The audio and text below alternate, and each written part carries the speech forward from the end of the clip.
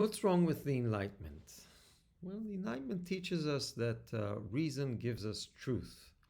But we increasingly, through the 20th century, learn that reason is more like a lawyer. That first and foremost, we have emotions, we have interests. And later on, in order to justify these interests, to justify these emotions, we use a lot of reasoning. So, for example, everyone is familiar with the way in which people gather facts and gather arguments to support their own political positions, to support their own beliefs, etc. It's not that the reasoning leads them to a new position, it's reasoning simply as a handmaiden of what we already believe and what we want to believe.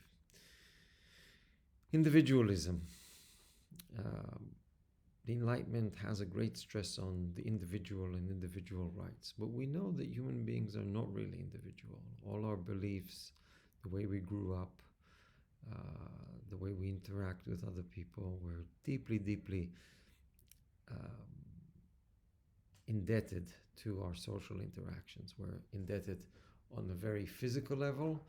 Without millions of people, I couldn't be speaking to you right now. Millions of people who created the computer, millions of people who saw that the city functions, millions of people who gathered my food. So even me talking to you right now is dependent on a lot of people. But of course, close people, your family members, the people who brought you up are really an important part of who you are.